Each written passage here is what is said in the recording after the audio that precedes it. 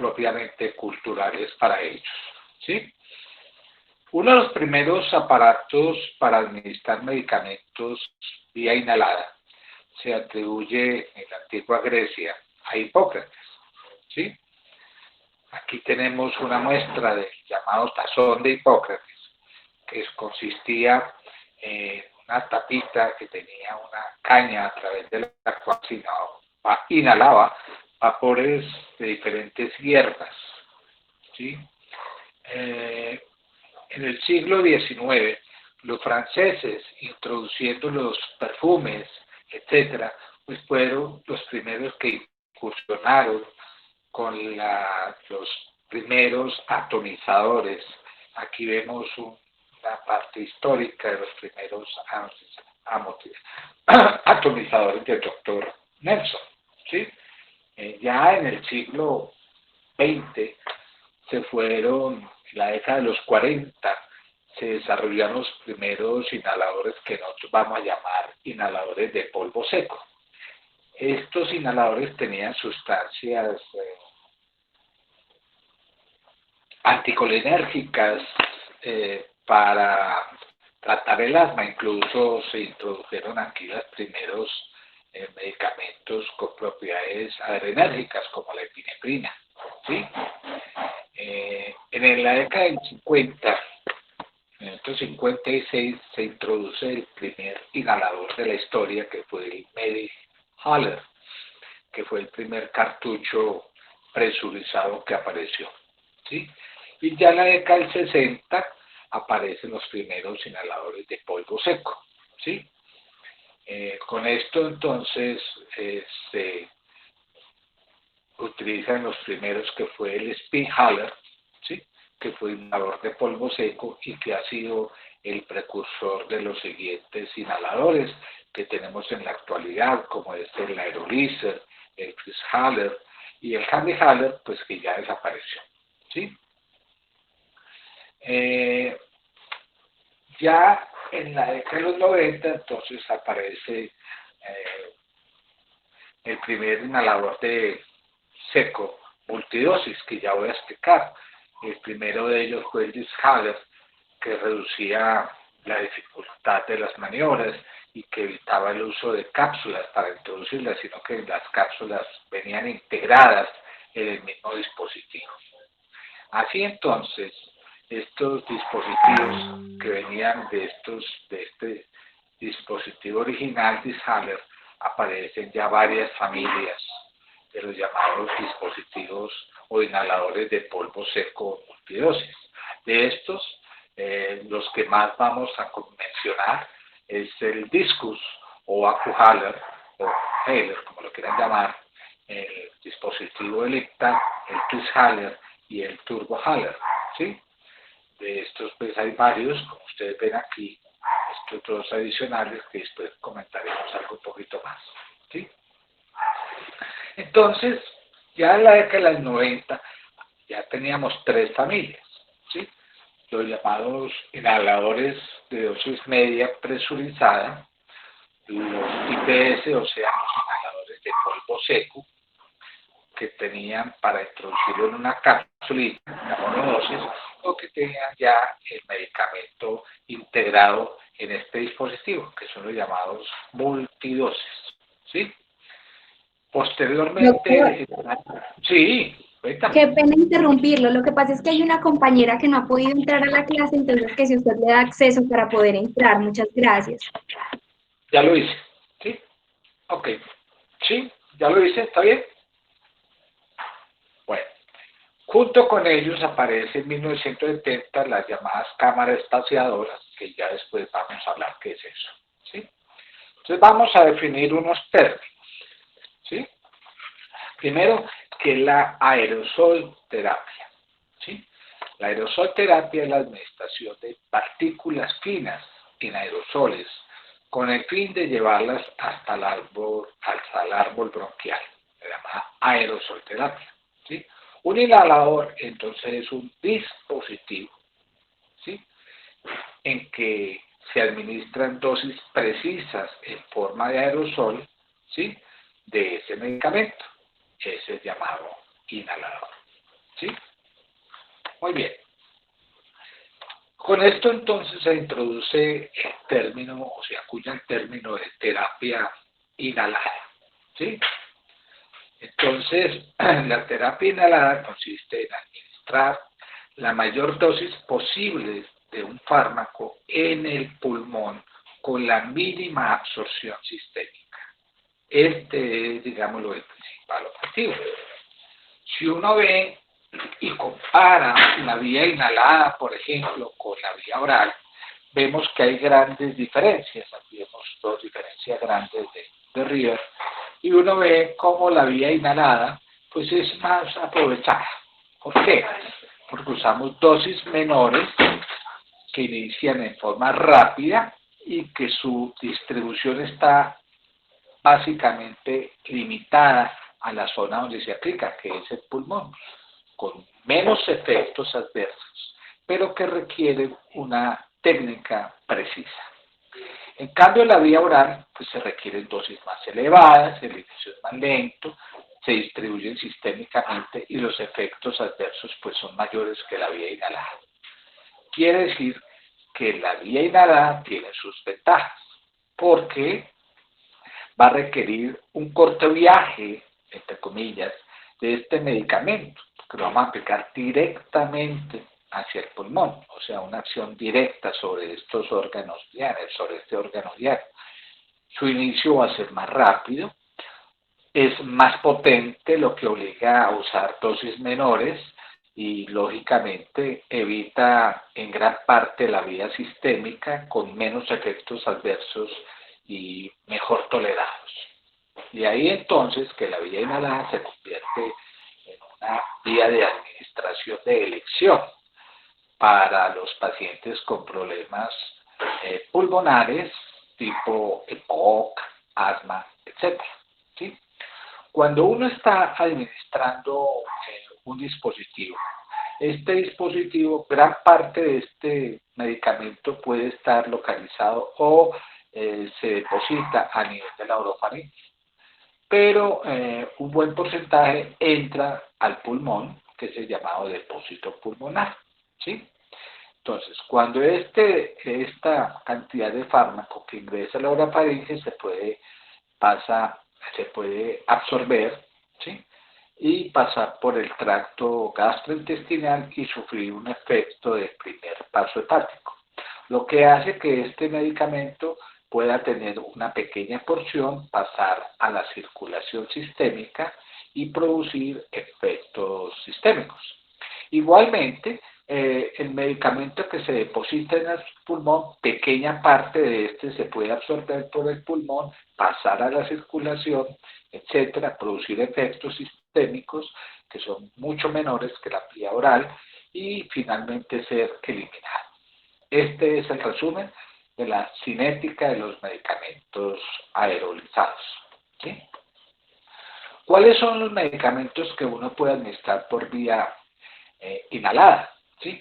Los fármacos aerolizados. Los principales son los broncodilatadores y los corticosteroides, que son el tema que vamos a enfatizar nosotros en esto. ¿Qué tipo de dispositivos existen entonces? ¿Sí? Entonces, los principales dispositivos que vamos a hablar nosotros son los dispositivos inhaladores, ¿sí? De los cuales tenemos dos grandes familias: el cartucho presurizado o inhalador de dosis media presurizado, y el aerosol de polvo seco, que son los IPS.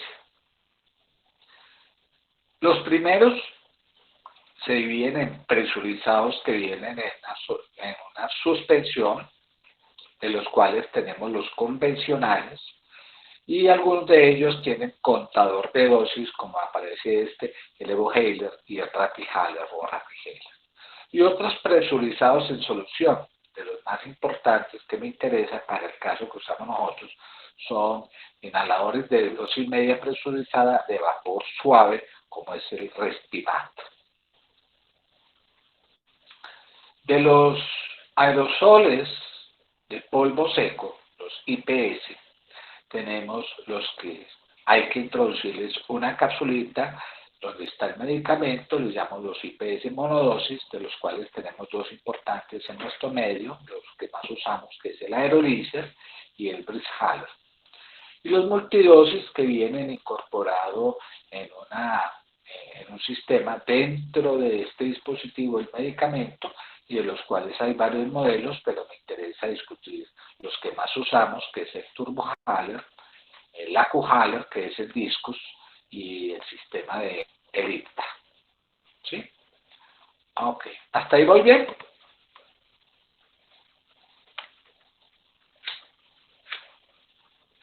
Sí, doctor. Bueno, estos son los dispositivos inhaladores, ¿sí?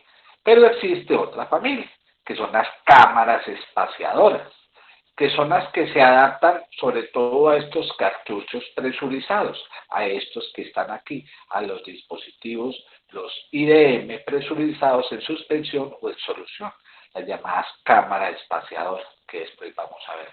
Y finalmente están los nebulizadores, que hay diferentes modelos de nebulizadores.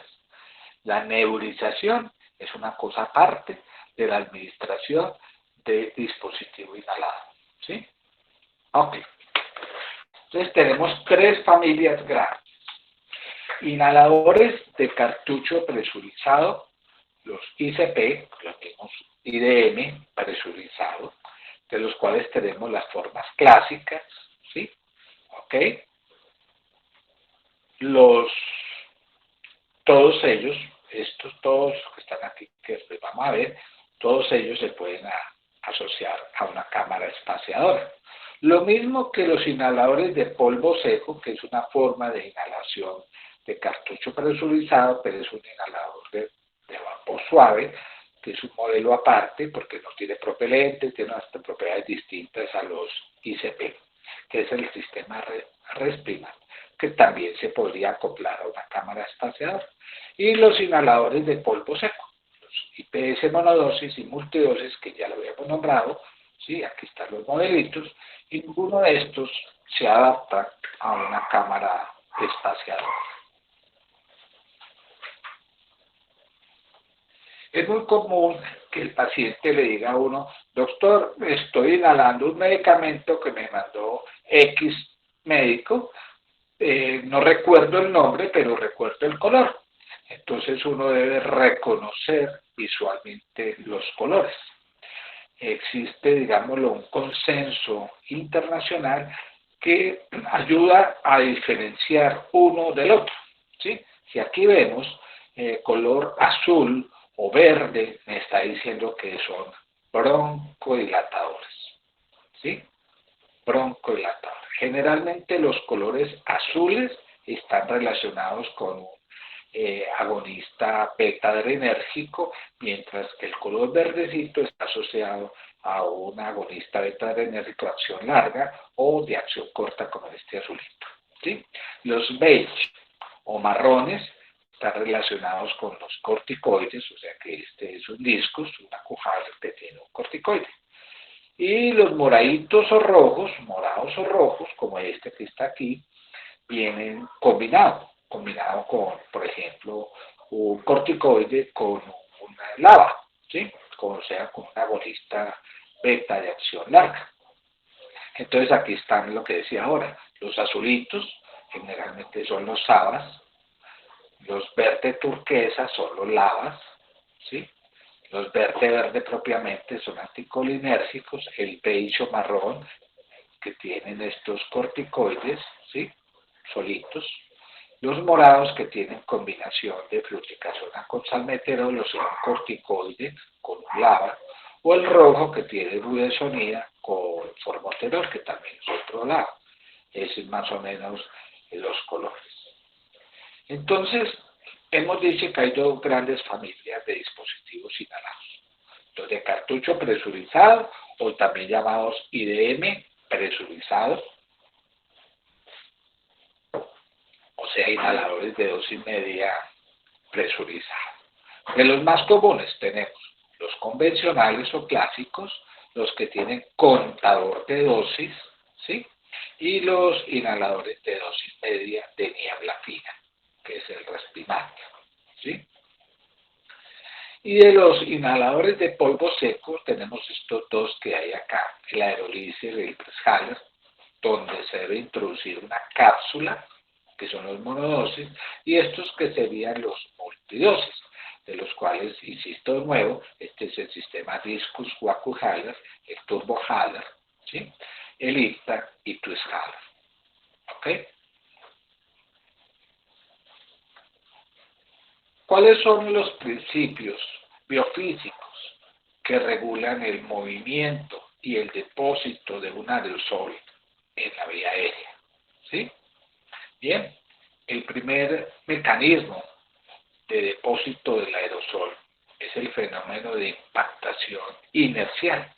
¿Sí? Su nombre lo dice. Es función de la inercia de las partículas y está relacionado con la masa y la velocidad de la partícula. ¿Sí?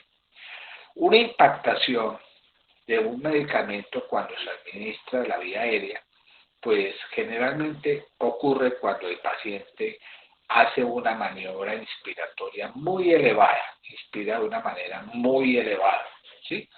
Y el tamaño de la partícula son tamaños muy grandes, mayores de 5 micrómetros. Generalmente este tipo de impactación se deposita en las vías altas, o sea, en las primeras 10 bifurcaciones bronquiales, donde la velocidad del flujo es elevado y turbulenta, o sea, se depositan las carinas principalmente, ¿sí? Esto no es bueno, porque aquí no debe actuar el medicamento, o sea que gran parte se puede impactar. Pero si uno respira despacito y profundamente, se puede reducir este grado de impactación, ¿sí? Por eso la maniobra hay que tener en cuenta. Lo ideal es que el medicamento se sedimente por gravedad. Y esto ocurre dependiendo del tamaño de las partículas, sobre todo esta, cuando las partículas están de 1 y 5 micrómetros, a diferencia del otro. ¿Sí? Estas se depositan ya en vías aéreas más distales, como los bronquíos terminales y respiratorios, ¿sí? Que es donde yo deseo que llegue el medicamento, o sea, se deposite por sedimentación. Y para esto, pues además de las partículas, yo debo utilizar otra técnica que es que cuando vaya a inhalarse, respira profundamente, despacio, con una respiración muy profunda y sostenida. ¿Sí? Entonces, ¿de qué depende la sedimentación por gravedad? Depende de la velocidad del aire, ¿sí? Del tamaño de la partícula y de la permanencia en la vía aérea. La sedimentación, que es lo que yo busco, ocurre cuando el flujo inspiratorio es más bajo, menos de 30 litros, está entre 10 y 30 litros por minuto, cuando las partículas de ese medicamento tienen un diámetro entre 1 y 5 micrómetros. ¿Sí? De esa manera, entonces, voy a depositar ese medicamento en las últimas generaciones bronquiales. ¿Sí? ¿Ok? O sea, los bronquios distales y de pequeño tamaño. ¿Sí? También mejora la sedimentación que después de haber hecho una inspiración, el paciente genera una pausa post-inhalatoria, o sea, una apnea, que debe estar entre 4 a 10 segundos. Lo ideal, una apnea por 10 segundos. La otra forma en que se deposita es el fenómeno de difusión. Esto ocurre cuando las partículas son demasiado pequeñas, ¿sí? Y se depositan en la vía aérea más distal, por tanto no es como lo ideal, ¿sí? De manera que los medicamentos aerolizados se distribuyen y se depositan de tres maneras, por impactación, sedimentación y difusión. Y lo ideal es que siempre se deposite por mecanismo de sedimentación, o sea, haciendo una inspiración profunda, lenta, y que los flujos sean más bajos, que el tamaño de la partícula esté de 1 y 5 micras, para que estos se depositen en los sitios donde deben actuar, que son los bronquios distales y de pequeño tamaño. Así entonces, el depósito pulmonar de un aerosol va a depender de tres pilares a tenerlo en cuenta. De las características del aerosol, de las características del individuo, y el modo en que el paciente inhala, ¿sí? Así entonces, a su vez, ¿de qué depende de las características? Ahora lo decía, del tamaño de la partícula especialmente. ¿De qué depende de las características? Especialmente de la arquitectura del árbol bronquial, ¿sí? Por ejemplo, tengo en cuenta que no es lo mismo la arquitectura de un niño que de un adulto, o la arquitectura de un paciente sano, de un paciente con EPOC o asma, ¿sí? Y del modo de inhalación, sobre todo la manera en que el paciente realiza ese flujo inspiratorio y el tiempo de apnea.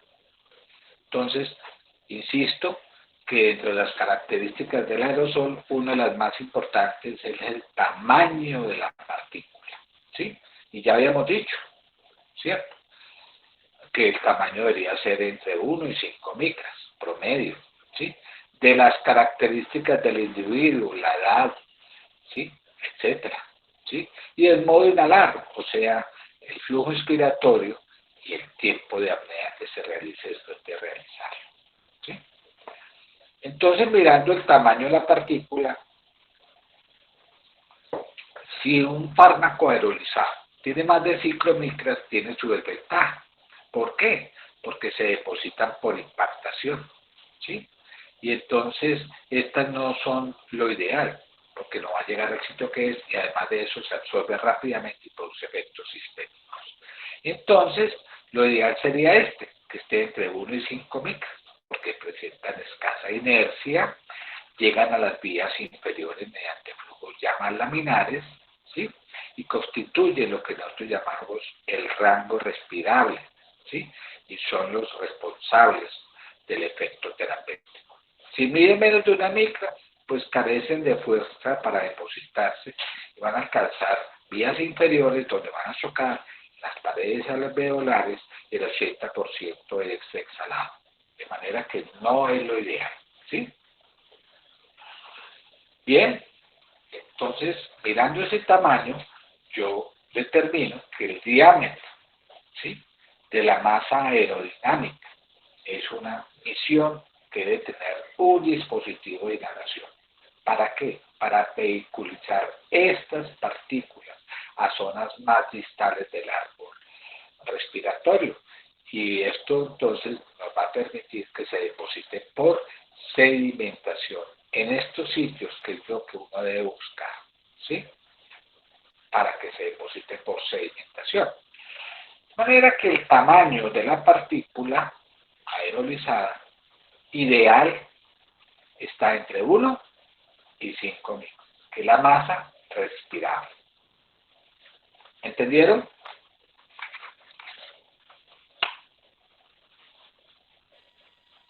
Sí, doctor. Perfecto. Ahora, decíamos también que no dependía eso, sino que también dependía del paciente, del modo en que inhale este medicamento, el flujo que está utilizando, el flujo inspiratorio, ¿sí? Si yo inhalo a una gran velocidad, voy a tener mayor impacto en las vías aéreas superiores. O sea que a mayor velocidad, menor depósito pulmonar, se van a impactar sobre todo en la vía orofaringia, en las vías aéreas centrales, la carina, se impactan, y eso no es bueno, ¿sí? Entonces, si una partícula de gran tamaño, mayor de 5 micras, se va a utilizar una técnica de alta velocidad, por encima de 30 litros, que es lo ideal, con flujos muy altos, pues se impacta, y esto no es bueno. ¿Qué es lo ideal? Pues que la partícula tenga menor tamaño, que la manera en que el paciente está realizando el flujo inspiratorio sea un flujo bajo, que esté entre 30 y 60 litros por minuto, para que haga procesos de sedimentación. O sea que esto es más o menos, se acerca a lo que nosotros llamamos lo ideal, que ese flujo inspiratorio esté entre 30 y 60 litros por minuto. Si uno le dice a un paciente, no, que esté entre 30 y 60, no le va a entender. Entonces uno, en términos prácticos, le dice, por favor, realice una maniobra cuando sale el aire, se introduce el dispositivo que ya les voy a explicar y hace una técnica de respiración lenta, muy lenta, sostenida y profunda. Con eso logramos un flujo inspiratorio cercano a esto. ¿Sí? ¿Ok? Ahora, muchos dispositivos requieren un flujo inspiratorio, ¿sí?, muy elevado, otros no. Si usted mira aquí, los cartuchos presurizados, o sea, los IDM convencionales y los inhaladores de vapor suave, como es el Respimat, requieren un flujo inspiratorio que se acerca a lo ideal, flujos inspiratorios bajos, que están entre 20 y 30 litros. No requieren un flujo tan elevado como los IPS. ¿Sí?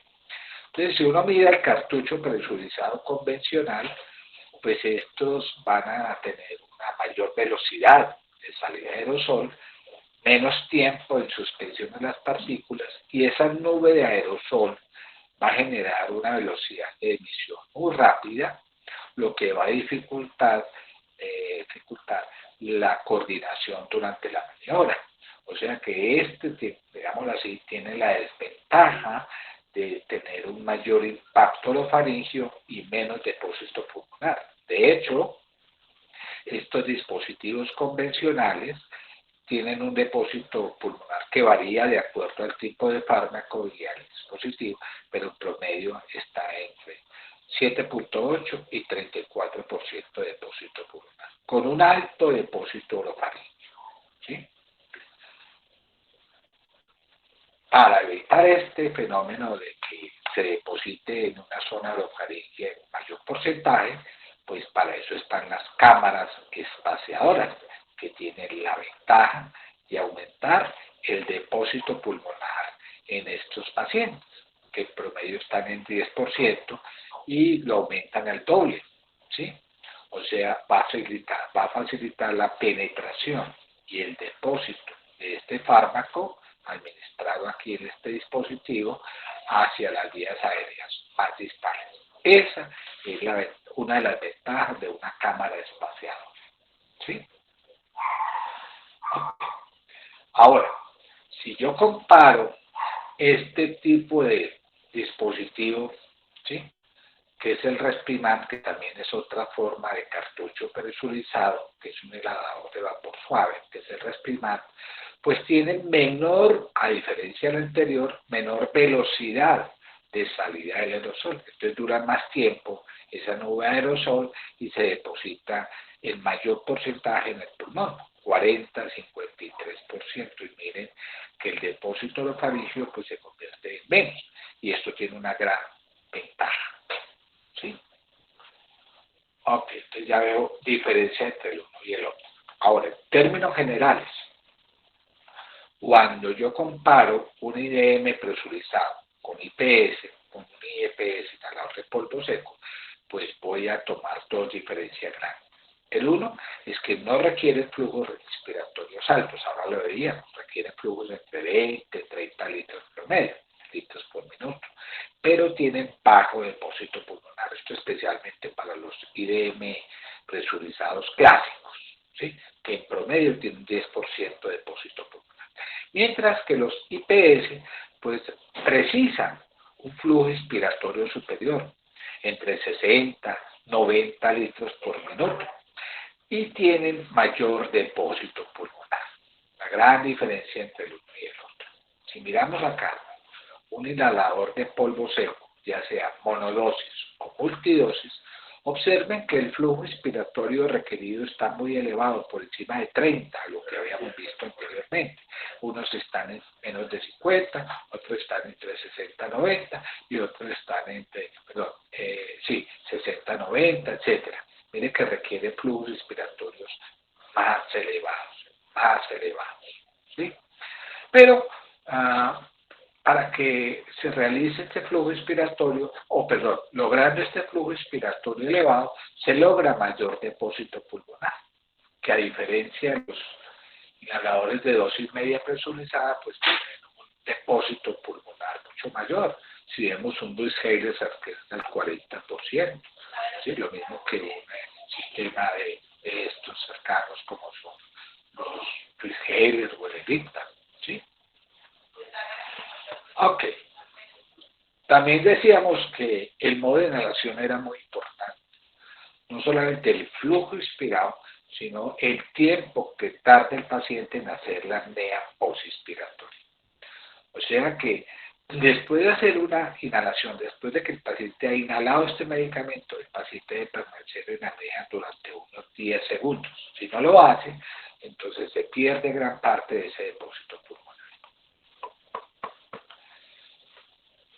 ¿Qué sería lo ideal de un inhalador? Pues es exigible, ¿sí? De hecho, un inhalador ideal no existe, como tampoco existen los pacientes perfectos, ¿sí? Ambos deben compenetrarse para lograr lo más adecuado posible y acercarse a esto que sería como lo ideal de un dispositivo inhalado, ¿sí?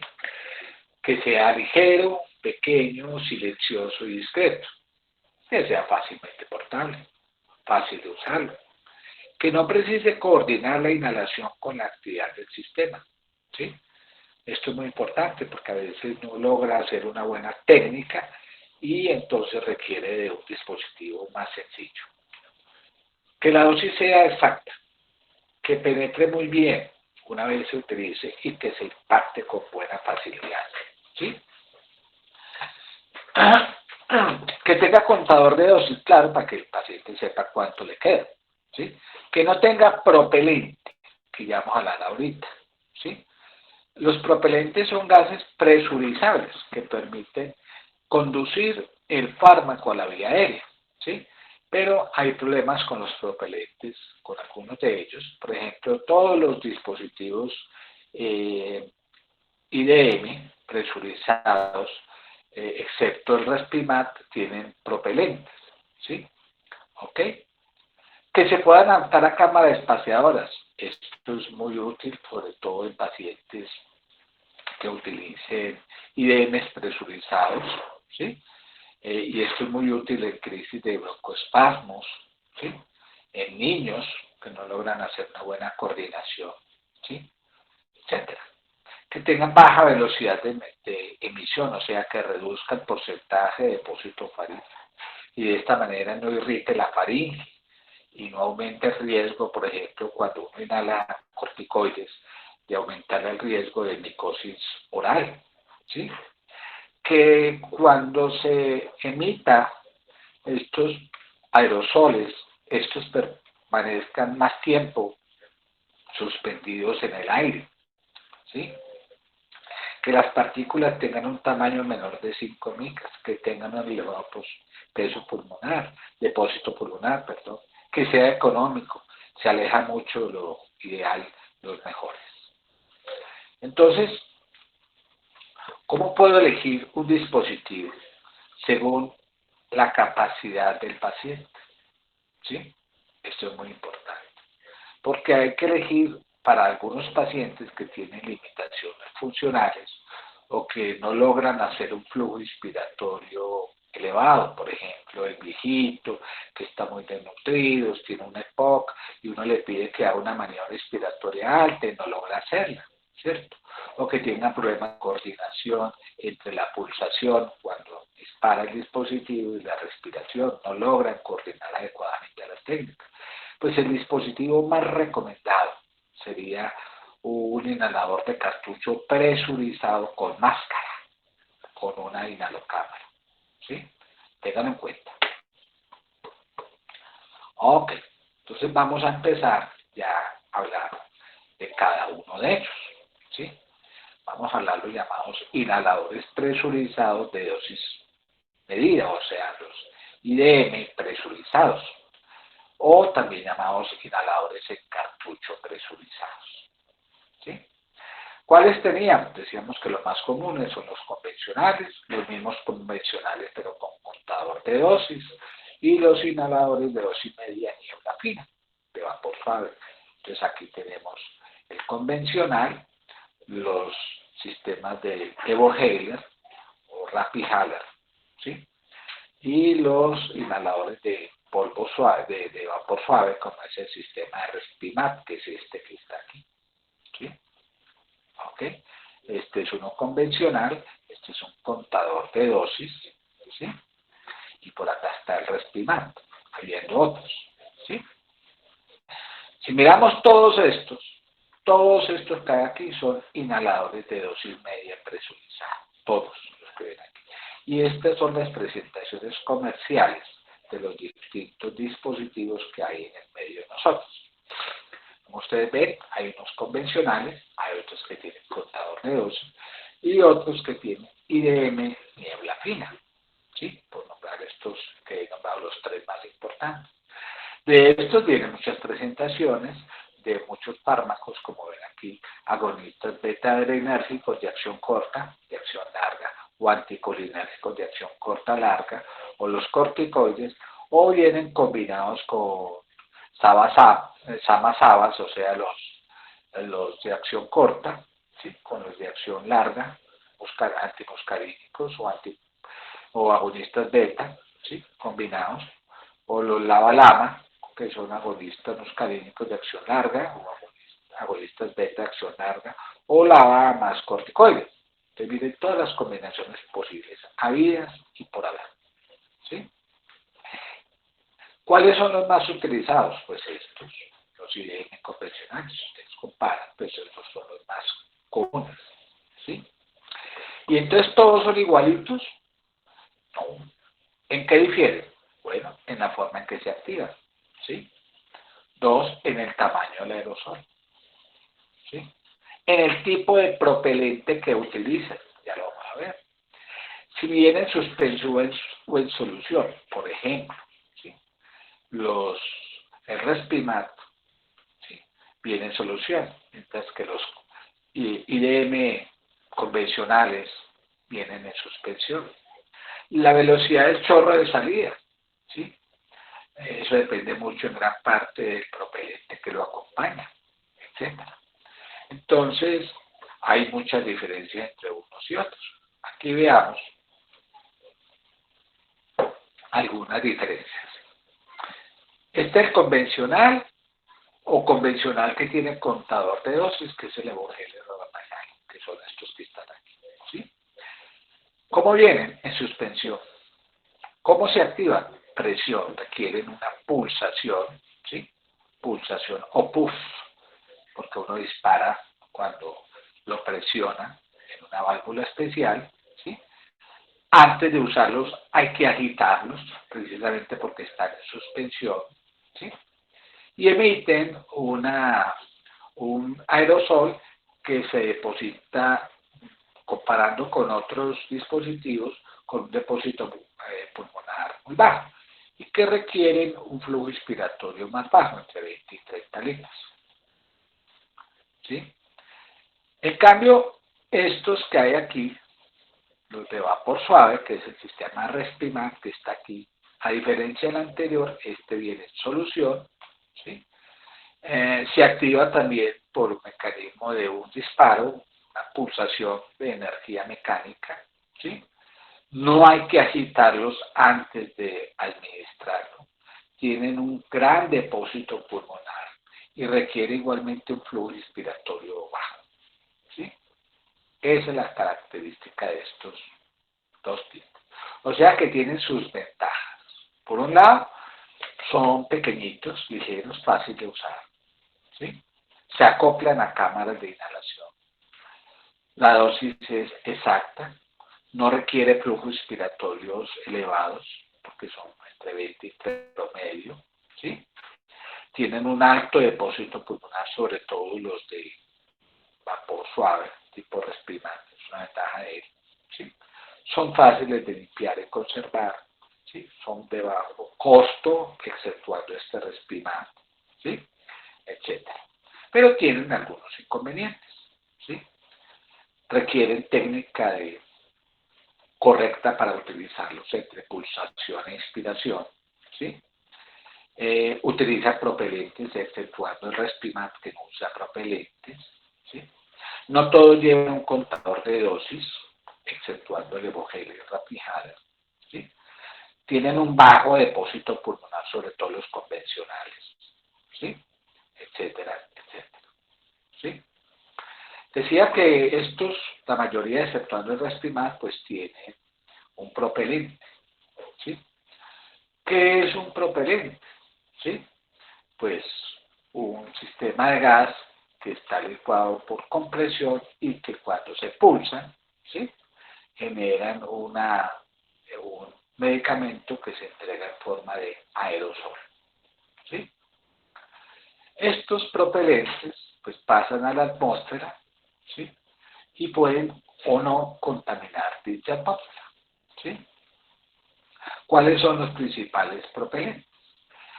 Clásicamente se usaron inicialmente los llamados clorofluorocarbonos, ¿sí? Que tienen clorofluor, que dañan la capa de ozono, que vienen en suspensión con partículas muy grandes, ¿sí? Y que tienen una alta velocidad, ¿sí? Después aparecen los más modernos, que son los propelentes en suspensión, que son los llamados hidrofluoroalcanos, que tienen hidrógeno, flúor, no tienen cloro, no dañan la capa de ozono, solución, pero solución, no suspensión, ¿sí? Y que tienen partículas más pequeñitas y el aerosol es más lento, lo que hace que se deposite menos en la cavidad orofaringia y que aumenta el porcentaje de depósito pulmonar, ¿sí? Entonces, estos son los que más usamos, ¿sí? Los propelentes hidrofluoroalcanos en la actualidad, que tienen el llamado HFA u OPS, o sea que protegen la capa de ozono, ¿sí? Unas características que ya di: mayor depósito, menor depósito orofaringio, mayor depósito pulmonar y menos velocidad de propulsión, ¿sí? Ok. Una pregunta para usted.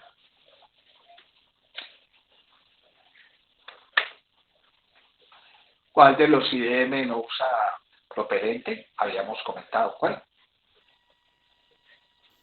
El Respimat.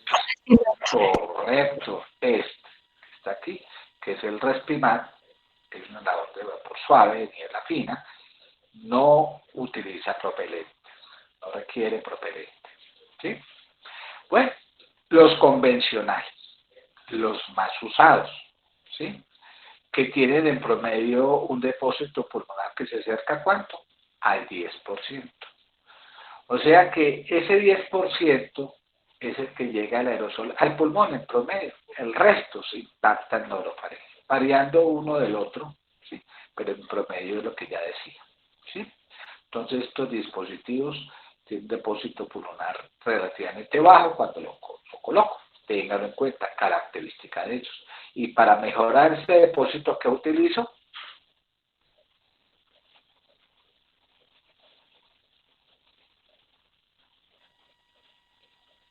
para mejorar el porcentaje de Una cámara depósito pulmonar, espaciadora. Una cámara espacial.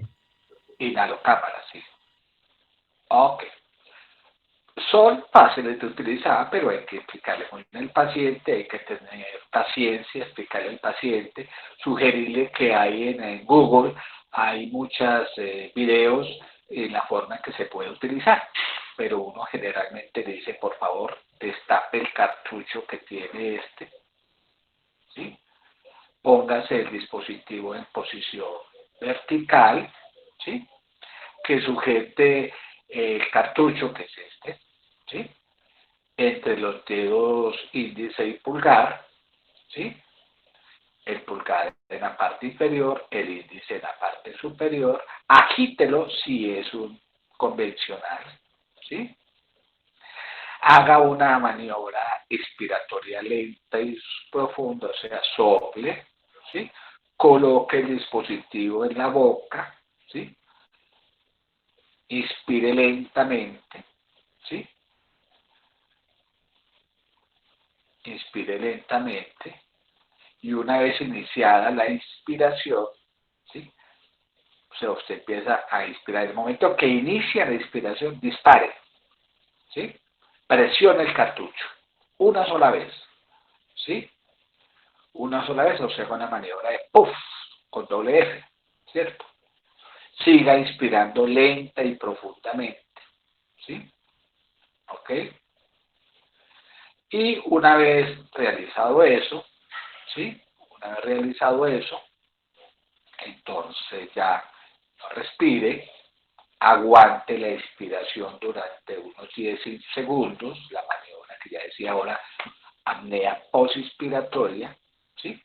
Y ya realizado esto, entonces enjuague la boca con agua, sobre todo para esos pacientes que están recibiendo glucocorticoides inhalados, ¿sí? Y esa es la manera sencilla de utilizarlo. Ok, ¿me entendieron?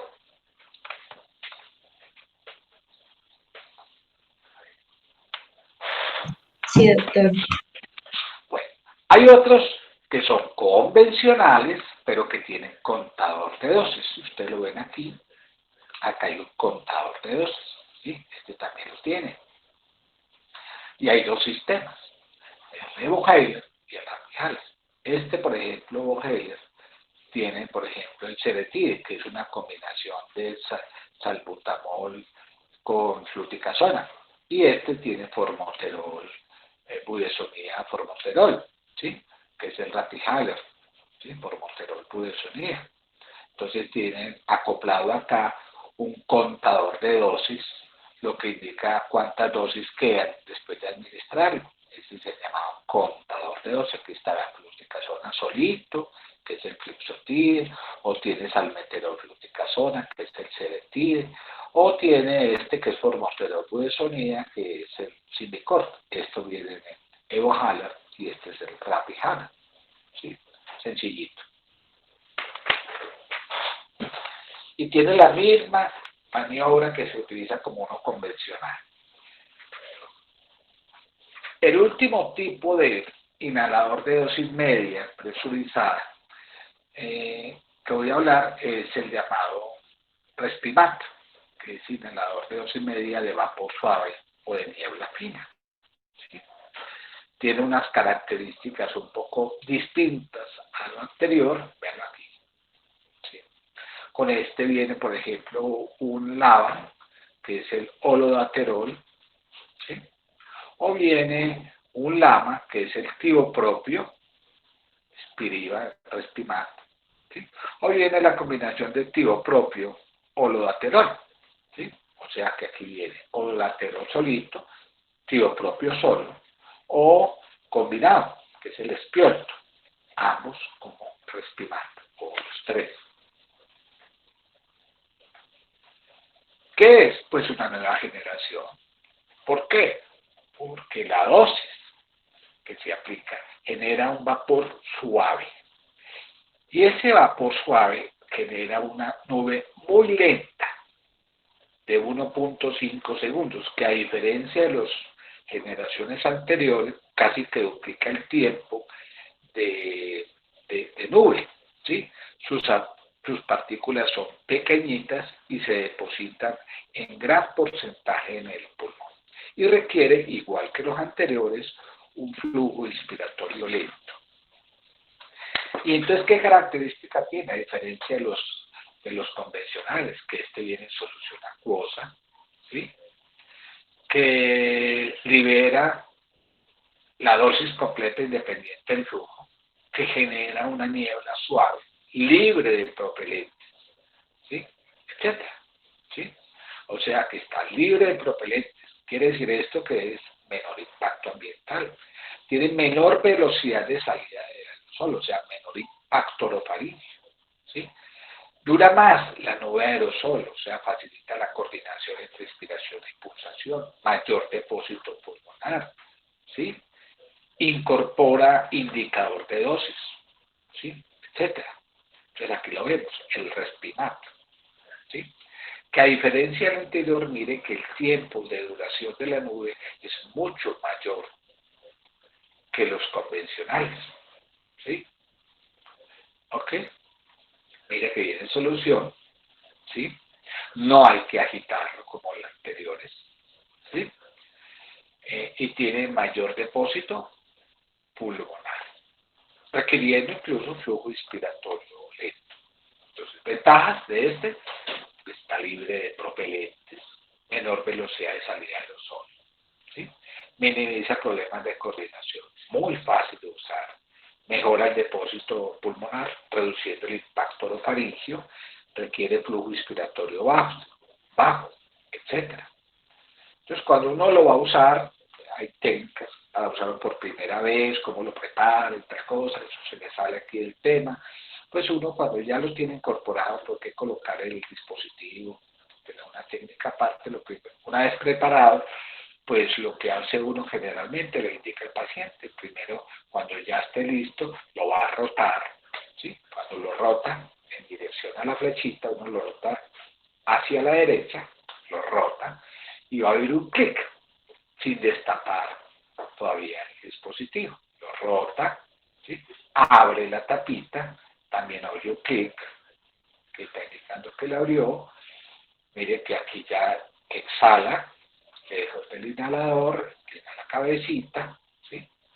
Ok, ya lo introduce en la boca y toma una respiración lenta y profunda, y en el momento que va a inspirar, pulsa, o sea, presiona este dispositivo que tiene un cosito acá para presionar, ¿sí? Lo pulsamos, ¿sí? Inspiramos con una inspiración lenta y profunda, ¿sí? Y aguantamos la respiración unos 10 segundos. Finalmente, volvemos a repetir para aplicar 2 pulsaciones o 2 puffs una vez al día, ¿sí? Entonces aquí está el término rápidos, o sea, rota, ¿sí? Técnica A: abre, pulsa, inspira. ¿Y cuántas inspiraciones debe realizar? 2 pulsaciones una vez al día. Es más o menos lo que vamos a hacer. ¿Entendieron? Sí, doctor. Sí, doctor. Los otros son los inhaladores de polvo seco, ¿sí? O aerosoles de polvo seco. ¿Qué tipos de IPS hay? Monodosis y multidosis. ¿Cuáles son los monodosis? Que se encuentran en cápsulas, generalmente. Estas cápsulas, cuando se introducen, deben perforarse y tienen una aguja que, al accionar el dispositivo, perfora la capsulita. En cambio, multidosis, el fármaco se encuentra en un depósito, ¿sí? En un depósito, ¿ok? Estos son los IPS: en monodosis y en multidosis. Aerolisis, Haller, en multidosis, Turbo Haller, Acu Haller, que es el Discus, el IPTA, etc. ¿Sí? Esto en general son las características de un IPS en general, ¿sí? Tienen un alto depósito pulmonar, miren, a diferencia del anterior, y requieren flujos inspiratorios en términos generales más altos que los IDM, que esto requiere, los IDM requieren promedio unos 30 litros por minuto, ¿sí? Sea 30. Entonces hay varios, unos monodosis, otros multidosis. Aquí vemos la aerolisis Haller y aquí vemos los que ya conocemos, algunos de hecho, ¿sí? Pero todos en general tienen un buen depósito pulmonar, ¿sí? Ok, entonces, ¿qué tipos de IPS hay? Monodosis y multidosis. Ya saben la diferencia, ¿cierto? 2. ¿Cómo se activa? Entonces aquí no hay que pulsarlos, no hay que presionar con los dedos, con el dedo, el primer dedo de la mano, no. Aquí se activan inspirando el paciente, por eso requiere flujos más altos, porque es la forma en que se activan. No hay que agitarlos, los otros sí, ¿sí? Ellos tienen una resistencia que varía de acuerdo al tipo de dispositivo, ¿sí? De acuerdo al tipo de dispositivo. Pero en general todo requiere flujos altos, ¿sí? Y generan un depósito pulmonar relativamente alto comparando con los IDM, ¿sí? De esto entonces tenemos los tipo monodosis, ¿sí? Que tienen una resistencia baja, que requieren un flujo inspirado más alto, ¿sí? Hay dos dispositivos y aquí son el aerolízer que está aquí y el sistema Press-Haller, ¿sí? ¿Ok? En cambio, los multidosis, la resistencia es más alta que los anteriores y requieren flujos, como lo ven aquí a diferencia del anterior, pues requieren flujos más bajitos, ¿sí? Pero todos en general proveen un depósito pulmonar más elevado, varía mucho, ¿sí? ¿Qué ventaja tiene? Pues que son pequeños, ligeros, fáciles de manejar, ¿sí? Tienen un buen depósito pulmonar, desaparece el problema de la coordinación porque simplemente se activan con la inspiración, son iguales o superiores a los IP y ICP, ¿sí? No utilizan propelentes, ¿sí? Algunos incorporan lactosa para percibir la inhalación, ¿sí? Exceptuando, por ejemplo, el turbohaler que no lo tiene, ¿sí? Muchos de ellos a veces tienen contador de dosis, etcétera, ¿sí? Pero tiene ciertos inconvenientes porque requiere flujos respiratorios más altos, porque no se recomiendan en niños menores de 5 años, 6 años, ¿sí? No se puede usar en pacientes inconscientes con ventilación mecánica, no se acoplan a cámaras inhaladoras, no todos están disponibles, etcétera. Todos estos son los IPS, todos lo que he dicho. Estos dos primeros son monodosis y los de acá para acá son multidosis.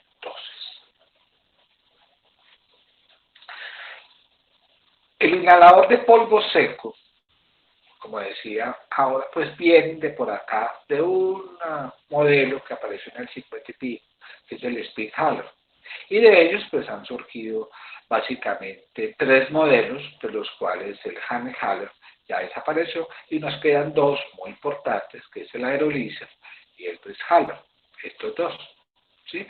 Que son los que están aquí. Y que tienen diferentes medicamentos. Por ejemplo, tienen LABAs, ¿sí? Agonistas beta de acción larga, como el formoterol y el dacaterol, velo aquí, ¿sí? O tienen un LAMA, como es el clicopirronio, Sebri. O tienen LABA-LAMA, clicopirronio y dacaterol, el tibro, ¿sí? O formoterol budesonida, como es el aerovial, ¿sí? Y después ahorita nos estamos. Entonces, ¿qué es un sistema monodosis? Pues bien, un sistema monodosis es un sistema de inhalador de polvo seco que aloja, ¿sí? Una cápsula, ¿sí? Que debe ser introducida en este dispositivo, una cápsula de gelatina dura que debe perforarse antes de la inspiración, ¿sí?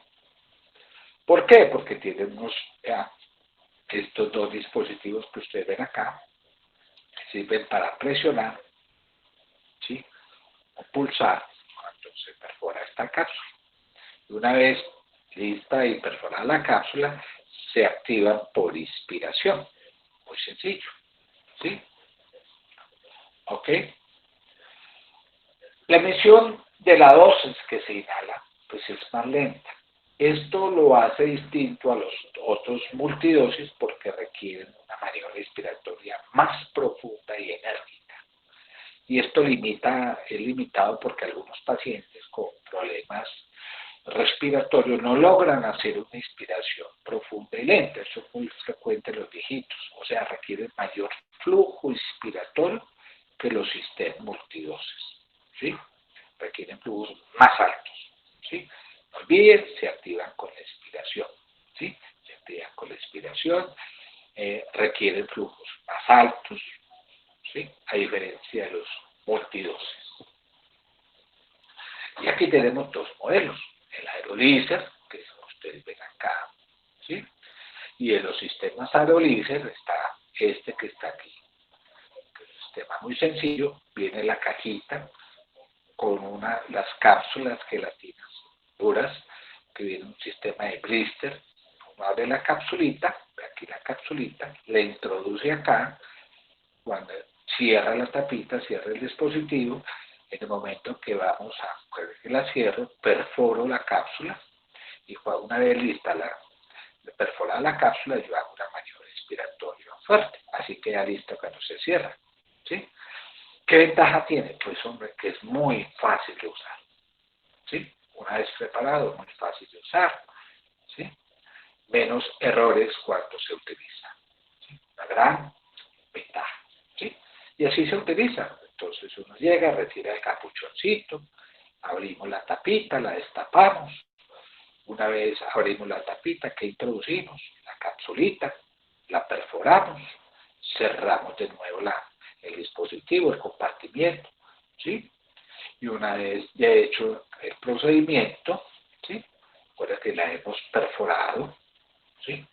Para presionar y perforar la capsulita, expiramos, tomamos aire profundamente, con una inspiración muy profunda, que a diferencia de la anterior, requiere un sistema de inspiración muy profunda. Entonces le dice, tome aire, ¿sí? Entonces, cuando uno está haciendo esta maniobra inspiratoria, uno incluso en este sistema tiene la ventaja que la capsulita como que da vueltas, ¿sí? Y entonces se logra oír, ¿sí? Cuando esa cápsula está girando no, cuando se está moviendo, está diciendo, está haciendo una buena inspiratoria. Entonces hace la inspiración, hace la apnea que dura ¿cuánto? Promedio, 10 segundos. Una vez hecho, botamos el aire, ¿sí? Abrimos de nuevo el compartimiento y botamos la capsulita, ¿sí? Y botamos la capsulita, y ¿cómo le dice uno que inspiró bien? Pues uno abre la capsulita y ya no hay polvo en su interior, ya no queda polvo en la misma, y enjuagamos, ¿sí? El paciente enjuaga la boca para evitar problemas de hongos, micosis orales, porque generalmente este aerolízer tiene un corticoide, que es la budesonida asociada por Montenor, ¿sí? El otro sistema monosis es el Bridge-Halley, que es lo mismo. Vean, observen que tiene más o menos el mismo principio, ¿sí? El Bridge-Halley, perdón, ¿sí? Que cuando se introduce la cápsula, pues gira, se oye, se siente porque tiene lactosa, ¿sí? Y se ve cuando uno termina de hacerla porque la cápsula queda vacía. Entonces hace lo mismo, ¿sí? Retira el capuchón protector, abre el tapón, lo gira, ¿sí? Introduce la cápsula, la perfora, ¿sí? Cierra la tapita y aquí perfora, ¿sí? Exhala, inspira profundamente, ¿sí? Y una vez termina, pues aquí hace la apnea después de la inspiración y aguanta esa respiración, termina, ¿sí? Y entonces retira la capsulita, verifica que la cápsula está vacía y listo, muy sencillo, ¿sí? Inhaladores de polvo seco de sistema multidosis, ¿sí? Recuerde que vienen de esta gran familia, escogieron ya el primer modelo en el 67, el Haller, y de los cuales salen varias grandes familias, de las cuales aquí tenemos tres que me interesa ahorita, que son las que más usamos. El AcuHaler o Discus con K, y el sistema ELIPTA. Estos dos no quiere decir que no existan, claro. El bilaterol, el omicrodilio, con etcétera, etcétera, pues vienen a estos dos sistemas. ¿Sí? Ustedes lo ven aquí, pues está aquí el AcuHaler, TurboHaler, ¿sí? ELIPTA, aunque también está el sistema Sinuar, TusHaler muy parecido a este TurboHaler, tiene mometasona, la AcuHaler, por ejemplo, no como que venga salbutamol solito, salmeterol, que es un GABA, o fluticasona, que es fluticasona propianato, que es el flexotide, que es un glucocorticoide, o seretide, que sería la combinación, salmeterol, fluticasona. El turbohaler, que es muy común, es el pulmicor, que tiene budesonida, o el simbicor, que tiene promoterol budesonida, ¿sí? Esos son los... y el elipta, que les decía ahorita que también es muy utilizado. Este elipta tiene un meclidino que tiene un lama, o tiene bilanterol, que es un lama bilanterol con un meclidinio, ¿sí? O fluticasona bilanterol, corticoide con un lava, ¿sí? Es el Relvar, ¿sí? Entonces, ¿en qué consiste un sistema multidosis? Bien, ya lo decía ahora. El fármaco se encuentra alojado en forma de polvo seco en el interior, en forma de celdillas dentro del mismo dispositivo. ¿Sí? ¿Ok? Se activa igualmente con una inspiración. ¿Sí? Se activa con una inspiración. Entonces, características se encuentran en el dispositivo, el fármaco. Se carga, ¿sí? El dispositivo debe cargarse antes de la administración por algunas maniobras que ya voy a nombrarle, ¿sí? Tiene cargador, tiene indicador de dosis, ¿sí? Cuando lo cargamos genera un sonido característico, eso es característico de todos los fármacos, de esos dispositivos. No olviden, se activan con la inspiración, requieren flujo inspiratorio más bajo que los monodosis, ¿sí? ¿Ok? Buen depósito pulmonar, etc. Acá hay uno, que es este que está, Acuhala, o discos, que es este que está aquí, ¿sí? Es la evolución de este modelo, que es el Dishala, ¿sí? ¿Ok? Tiene unas características y es que se abre girando una carcasa que indica ahí, ¿ok? Aquí está el dispositivo como tal, ¿sí? Que tiene indicador de dosis. Esta es la boquilla para aplicar en la boca, ¿sí? ¿Ok?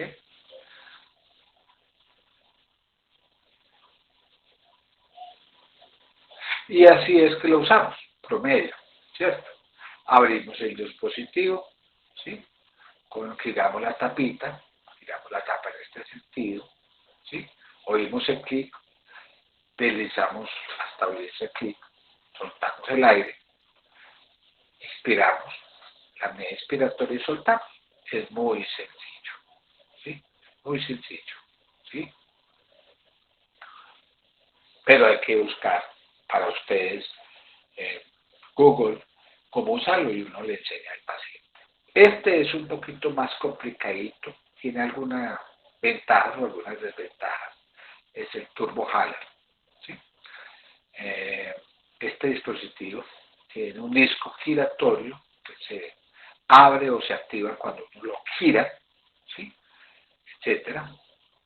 Tiene una desventaja muy grande, es que no percibe la inhalación porque no tiene solvente como tal, no tiene lactosa y entonces no podemos percibir si el paciente hizo una maniobra inspiratoria adecuada a diferencia de otros que sí tienen.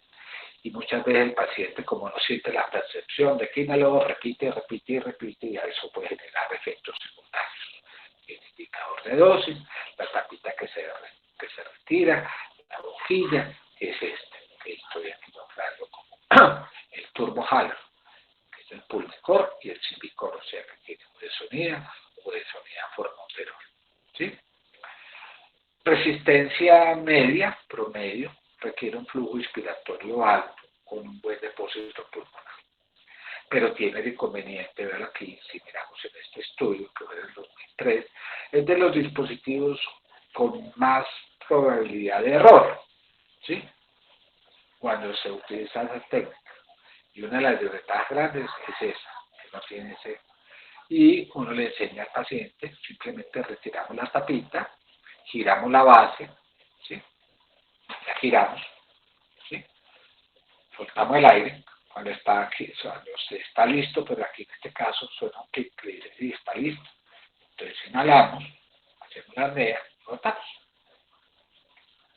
Realmente es muy sencillo, pero pues, el paciente a veces no lo entiende bien la técnica, y ahí que este dispositivo sea cambiado por otro que es de manera muy sencilla, que es un inhalador de dosis media con cortador de dosis, que es el Rapihala, que es una opción de administrar formoterol budesonida en estos pacientes cuando le dificulta la técnica.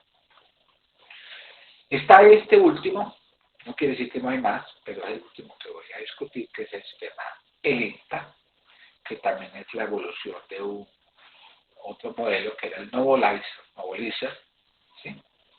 Simplemente muy sencillo, ¿sí? Cuando uno gira, retira la tapita, ve aquí la tapita, ¿sí? La gira, retira la tapa, queda listo, Y oyen que muy fácil, ¿sí? Entonces tiene la boquillita acá, esta es la tapita que la vamos a retirar, la retiramos, cuando retiramos la tapa, suena un clic que está listo para inhalar, ¿sí? Que es el sistema que vamos a dar, el INTA, ¿sí? Aquí viene el meclidinio, que sería un lama, incluso, o el meclidinio bilanterol, que es el anoro, lo usamos mucho en EPOC, o este que tiene bilanterol fluticasona, que también puede ser usado en EPOC, que es el RELA. Requiere flujos inspiratorios muy altos, ¿sí? Como decía ahora, poco esfuerzo, menos esfuerzo que otros, pero bueno, el depósito pulmonar promedio es 27% y es muy sencillo de usar. Abrimos la tapita, oímos el clic, botamos el aire, inspiramos, hacemos la apnea, botamos y volvemos a cerrar el dispositivo, ¿sí? Todos esos son los dispositivos inhalados, ¿sí? Adicionalmente aparecen las inhalocámaras, surgieron desde hace 50 años, las llamadas cámaras espaciadoras, ¿sí? Cámaras espaciadoras, que, perdón, que pertenecen a este grupo que estaba acá, ampliémoslo más, ¿sí? Y estos son los diferentes tipos de cámaras espaciadoras. Miren ustedes que hay para niños, hay para adultos, hay volúmenes distintos, tamaños distintos. Hay unas de plástico, hay otras de aluminio, etcétera. Vean los diferentes modelos, el Aerochamber, el Baby Haller, Volumatic, Haller, etcétera. Pero en general, la mayoría son tubos plásticos, la mayoría, que tienen un orificio externo en el cual se acopla el dispositivo inhalado, que es el IDM, ¿sí? ¿Ok? O de vapor suave, y el otro que se acopla a una mascarilla o una boquilla, ¿sí? Del paciente, ¿sí? ¿En qué consiste? Pues dispositivos que van a aumentar la distancia entre el cartucho presurizado y la boca. ¿Tiene alguna ventaja? Pues sí, para eso fueron diseñados, porque facilitan la administración de los dispositivos IDM y evitan la dificultad de realizar una técnica correcta de sincronización entre pulsación e inspiración, ¿sí? Este incremento de distancia entre el cartucho y la boca permite minimizar los efectos de depósito orofaríngeo, disminuye la velocidad del aerosol y tamaño de las partículas, ¿sí? Y esto es muy importante porque va a evitar el choque de esas partículas en la pared posterior de la orofaringe, lo que minimiza el riesgo, por ejemplo, de efectos que llaman efecto freón frío o incluso el depósito de corticoides en la orofaringe, ¿sí? Mejorando entonces el depósito pulmonar, la penetración de este fármaco en la vía aérea, etc. Por eso son utilizados muy frecuentemente en pacientes que tienen gran dificultad o en exacerbaciones de asma o EPOC. Entonces aquí tenemos el IDM, esta es la cámara espaciadora, pacientico, lo acoplamos a este dispositivo acá, en este extremo, y en este caso es una inhalocámara con mascarilla, ¿sí? Este tiene otra cosita aquí muy interesante y es que tiene un sistema de válvula unidireccional que permite que cuando se pulsa, ¿sí?, el fármaco, este se concentra acá y la válvula unidireccional facilita que el fármaco penetre hacia la vía aérea, ¿sí? ¿Ok? Entonces aquí se está administrando el fármaco y con este sistema valvular va a mejorar la penetración a la vía aérea, ¿sí? ¿Qué características tiene? Bueno, que incrementa el porcentaje de depósito pulmonar, ¿sí? Requiere una instrumentación. La cámara inhalocámara tiene unos volúmenes que son o pequeños o grandes, depende del tamaño, lo que uno busca, si es adulto o niño. Menos impacto orofaringea, o sea, ¿por qué? Porque requiere partículas de mayor tamaño en la cámara, requieren flujos lentos, ¿sí? Son livianitos, tienen válvulas unidireccionales que permiten que el fármaco penetre pulmón, ¿sí? Necesitan flujos bajos expiratorios. Uno simplemente le dice al paciente, colóquese la mascarilla, ¿sí? Y respire común y corriente, y uno le coloca el dispositivo. Entonces se puede usar sobre todo en los pacientes que tienen crisis o exacerbaciones, ¿sí? Tiene muchas ventajas, ¿sí? Y miren ustedes la gran ventaja, que son los dispositivos de este tipo de inhalocámaras, son los que se acoplan a estos inhaladores de cartucho presurizados cuando hay dificultades del paciente con problemas de coordinación o que tienen flujos respiratorios muy bajos, ¿sí? Que tienen grandes ventajas, ¿sí? Modelos, hay muchos, vamos a ver. Ahora, ¿cuándo voy a usar estas inhalocámaras? Por ejemplo, en urgencias, ¿sí? Si yo comparo un IDM más inhalocámara y lo comparo con una terapia de nebulización, ¿sí? Se ha demostrado con alta evidencia que la administración de SABAs, por ejemplo, un agonista beta de acción corta, como es el de inicio corto y acción corta, como es el salbutamol, ¿sí? Cuando lo acoplo a una inhalocámara, ¿sí? El IDM, ¿sí? Y lo comparo con un nebulizador, vemos que estas dos técnicas, nebulizadores versus IDM inhalocámara, es igualmente efectiva para mejorar la función pulmonar, el BEF1, y reducir los síntomas de estos pacientes, sobre todo ya sean niños o adultos, ¿sí? ¿Ok? No olviden eso. Y de hecho esto es lo que se dice con una buena evidencia, con una fortaleza de recomendación tipo A, que el uso de IDMs con inhalocámara presentan resultados comparables con la nebulización, ¿sí? Incluso con mejor beneficio y menos costo para el caso de los IDM con inhalocámaras. Por eso la usamos frecuentemente en niños, ¿sí? Aquí vemos un niño que tiene una mascarilla, que tiene un tipo de inhalocámara. Aquí está el dispositivo IDM y lo estamos administrando a ese niño así, un ICP con cámara. Cuando el niño es mayorcito, ¿sí? Mayor de 5 años promedio, mire que tiene la inhalocámara, pero a una boquilla, ¿sí? El paciente ya puede hacer una maniobra inspiratoria más profunda. Aquí viene la válvula unidireccional que permite que cuando el niño hace el puff, dispara, él hace una inspiración y esta válvula permite mejorar la penetración al pulmón. Por eso, el tipo de inhalador que vamos a usar va a depender de la edad, ¿sí?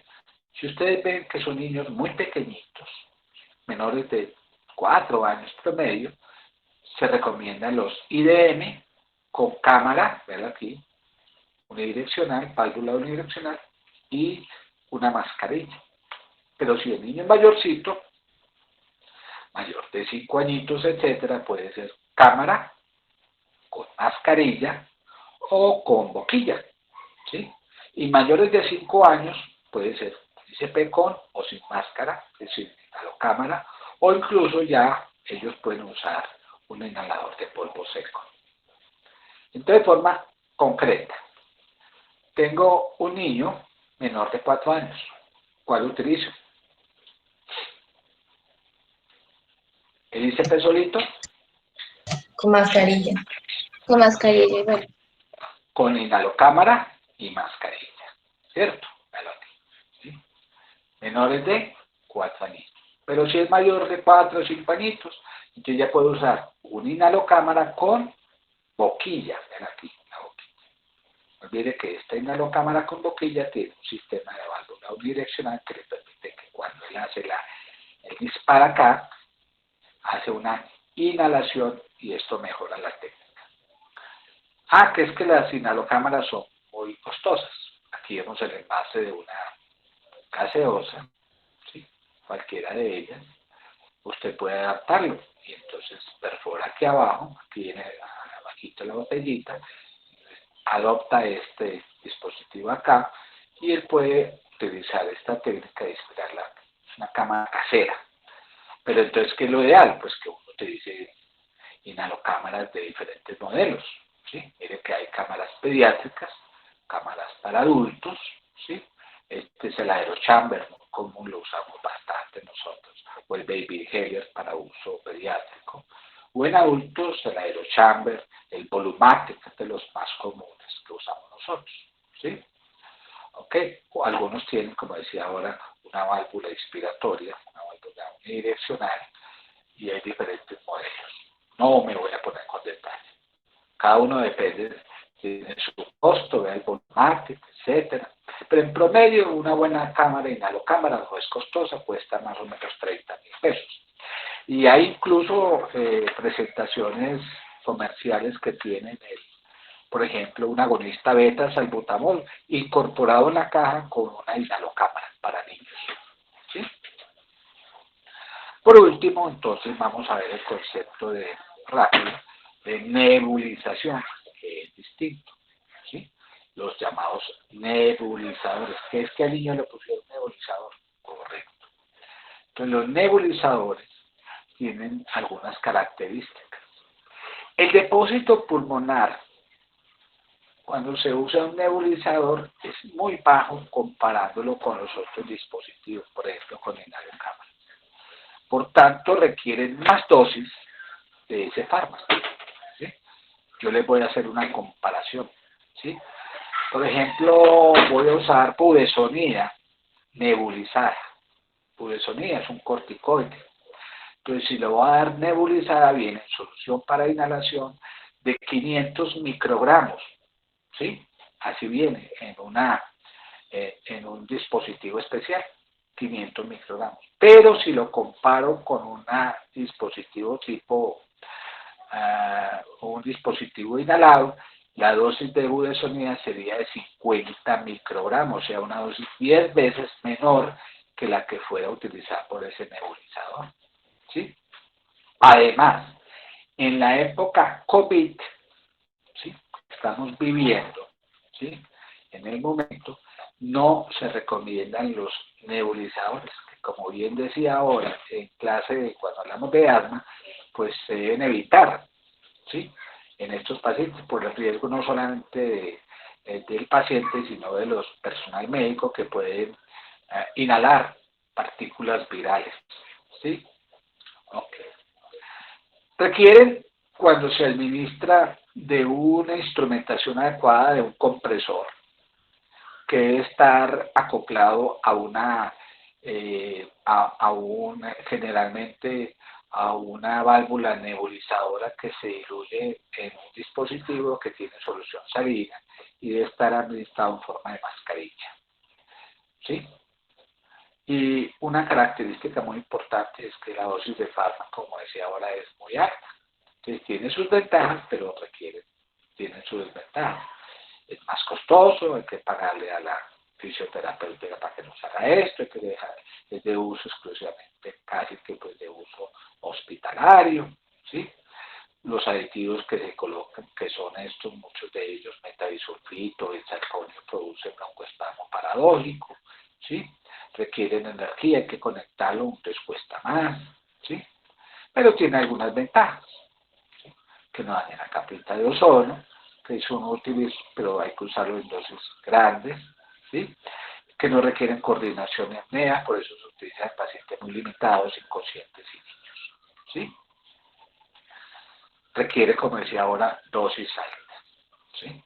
Entonces, su indicación se restringe a casos muy concretos, sobre todo a aquellos casos graves que no puede usar otro tipo de dispositivos. Aquí se utilizan preferencialmente broncodilatadores y corticoides, aunque se pueden administrar otro tipo de fármacos, sobre todo en pacientes con EPOC y asma, que están exacerbados, ¿sí? Pero, bien decía ahora, si lo comparo con técnicas, ¿sí?, como el IDM con inhalocámara, ¿sí?, entonces no son mejores que los IDM más inhalocámara, ¿sí? Entonces ahí tienen digamos, lo que es esa limitación. Se pueden usar para nebulizar, sí.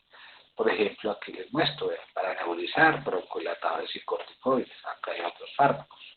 Broncodilatadores como el salbutamol, la terbutalina, que son SABAs, o SABA-SAMAS, que es la combinación de un ipratropium con salbutamol, o fenoterol con iprapropio.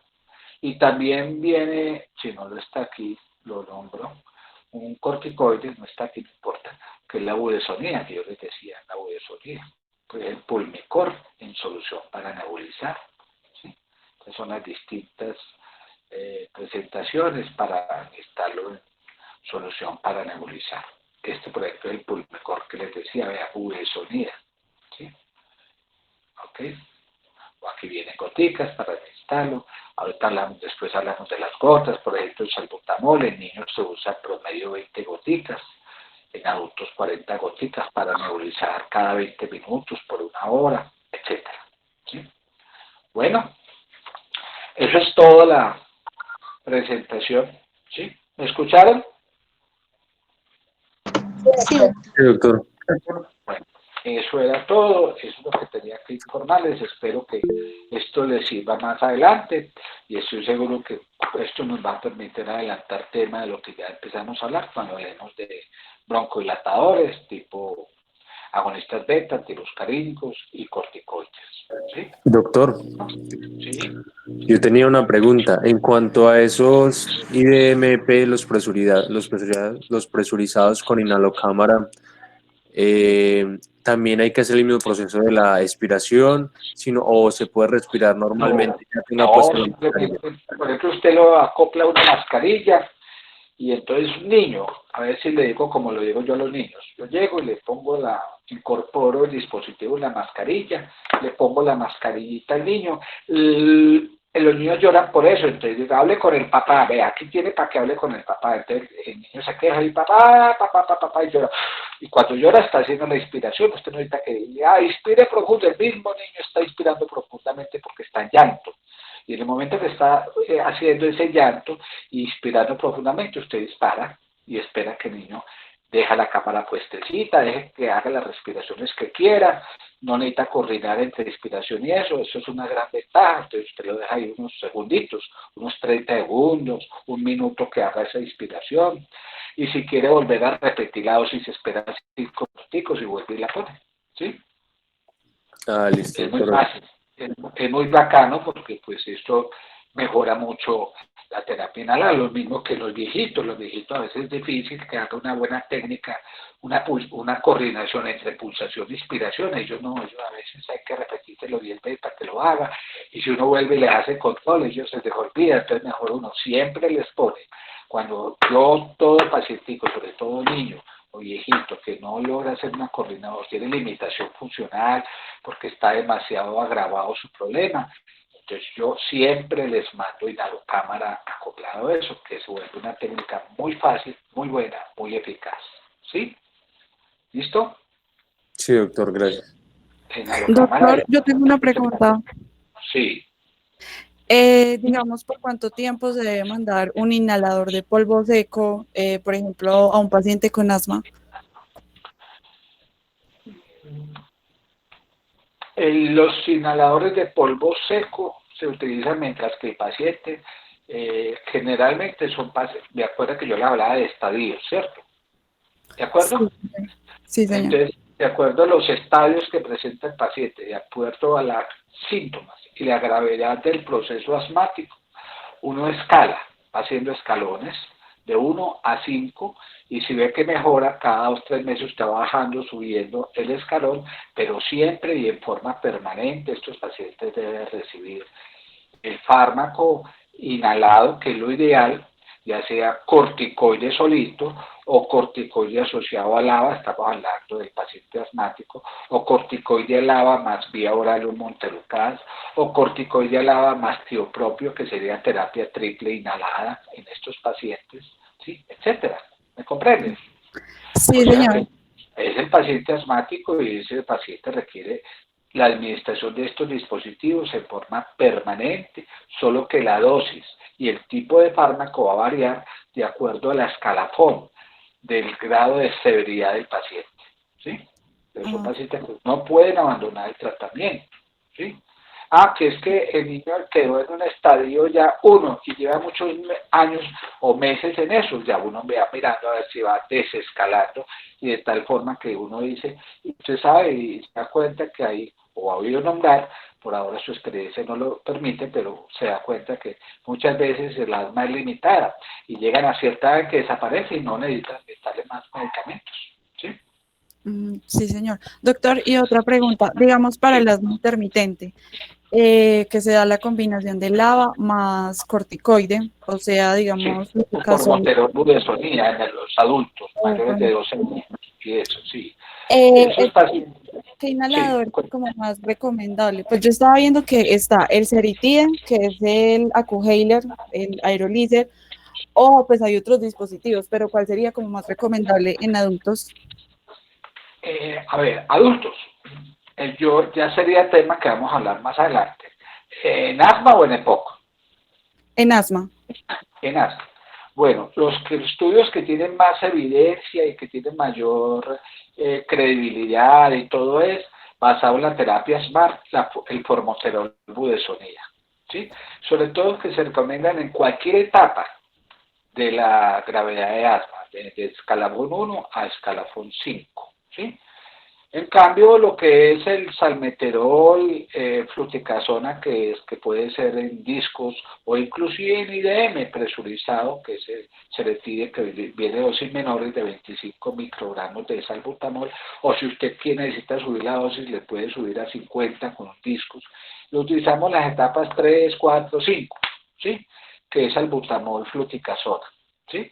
Entonces, ¿hay estudios que comparen la eficacia del uno con el otro? No. Por ejemplo, el salbutamol fluticasona se basa en un principio de estudio que llama la terapia Goal. En terapia Goal se demostró que el salbutamol fluticasona utilizada en IPS reduce el riesgo de exacerbaciones a partir de etapas como la etapa 3, riesgo de exacerbaciones hasta en un 40%, pero tenían el inconveniente que una tercera parte de los pacientes, el resto, digámoslo así, no estaban bien controlados. Y con los estudios recientes que hay de formoterol budesonida, como el Sigma y otros que voy a nombrar, se demostró que este también reduce de una manera más eficaz el riesgo de exacerbación en estos pacientes. De manera que si usted me lo pregunta a mí personalmente, utilizo más, basado en la terapia SMART, uso más el formoterol budesonida que salmeterol fluticasona. Y lo mismo le voy a comparar cuando hable de salmeterol fluticasona versus formoterol budesonida en EPOC. Y van a darse cuenta que el formoterol budesonida tiene más ventajas que el salmeterol fluticasona en EPOC. ¿Sí? Ok. Sí, señor, Entonces, muchísimas ¿qué es lo gracias. importante? Que un mensaje grande. ¿Por qué fue la clase hoy así? Porque los dispositivos inhalados son los medicamentos de elección para los pacientes con asma y EPOC. Y muy casos muy reservados en etapas muy avanzadas, por ejemplo, el uso de un glucocorticoide oral. Los agonistas beta broncodilatadores, como se usan los SABAs o los SABAs, no se recomiendan vía oral por sus efectos sistémicos, por todo lo demás. Y el uso parenteral de ellos intravenosos solo se reservan para casos extremos de exacerbación por asma o EPOC. ¿Sí? De manera que definitivamente la vía inhalada es la vía preferida para el manejo de pacientes con EPOC o asma, ¿sí? Y el uso del tipo de dispositivo que va a usar usted va a depender de las características del paciente, de su experiencia, del costo, de la accesibilidad que tenga el paciente a este tipo de dispositivos, porque no todos los dispositivos están disponibles en las IPS. Lo importante es que sea razonable. Si usted va a usar uno, lo utiliza con conocimiento farmacológico adecuado para esos pacientes. Por eso es que se cometen tantos errores en el manejo de estos pacientes, por no saberlos utilizar. Si vamos a usar poquitos, usémoslos, pero bien. ¿Sí? Es un mensaje que les doy a ustedes. ¿Vale? Doctor, perdón, tengo otra inquietud. Es que, Sí. digamos, en caso de que prescriban mal a un paciente asmático y, digamos, le prescriban, no sé, unas dosis más altas o, pues, como qué consecuencias tendría el paciente si le prescriben mal. Bueno, la mayoría que es próxima clase mañana. Mañana vamos a invertir las clases. Mañana empezamos con glucocorticoides, porque para mí es el pilar del manejo de muchos medicamentos asmáticos, ¿sí? Y hay que saber mucho de corticoides, tanto en asma con EPOC como en rinitis alérgica, ¿sí? Entonces, los corticoides, por ejemplo, usted va a usar dosis bajas, medias, altas. Entonces yo le respondo de una manera muy sencilla. El 70% de los pacientes, o digámoslo aquí, la mayoría de los pacientes responden muy bien, el paciente asmático, con corticoide a dosis bajas. Y eso vamos a hablar lo que es un corticoide a dosis bajas. Por ejemplo, si es un adulto, un corticoide de dosis bajas con tipo budesonida, por ejemplo, sería entre 200 y 400 microgramos día. Esto quiere decir que usted puede empezar con un puff, un disparo cada 12 horas, ¿sí? Ah, no, que es que el paciente subió de escalafón porque no han mejorado los síntomas, todo. Es más raro, es muy raro, pero usted le puede subir la dosis de corticoide, ¿sí? Dosis media, o agregarle dosis bajas con un LABA, ya dependiendo de la técnica que yo voy a hablar mañana, ¿sí? De lo que dicen las guías, no está basado en guías, ¿sí? Porque las guías pues son una recomendación que uno debe seguir a ellas. Que la mayoría de nosotros los médicos desconocemos guías, eso es cierto, eso no hay ninguna duda, ¿sí? Pero que un mensaje que yo le estoy dando a ustedes este semestre es que la medicina, el ejercicio del arte de formular la terapéutica está basado en guías, en recomendaciones internacionales, ¿sí? Ok, no es porque uno crea que es lo mejor, ¿sí? Ok.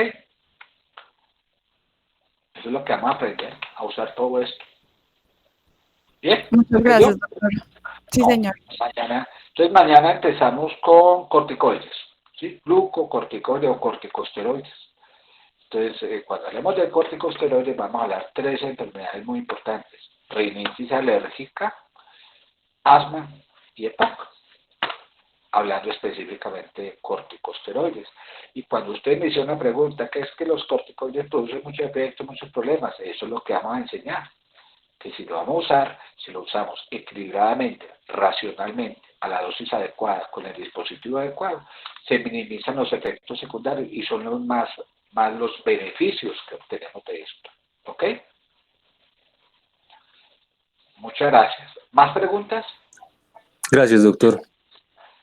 Bueno, ¿y ustedes cuántos sufren de asma? ¿Quién sufre de asma ahí? Nadie. En el chat dijo que Juan Velázquez sufre de asma. Bueno, estoy seguro que 40 o más que son ustedes, estoy seguro que mínimo hay 3 que están ahí, que han tenido o que sufren de asma en este momento, ¿sí? Porque recuerden que la prevalencia de asma en Colombia es más o menos cercana al 12%, ¿sí? Es frecuente, ¿ok? Y si miramos a rinitis alérgica, es más prevalente la rinitis que el asma, ¿sí? ¿Ok? Bueno, muchas gracias. Un feliz día. Gracias, doctor. Gracias, doctor. Gracias, doctor. Bueno, me alegra que les haya gustado el tema hoy.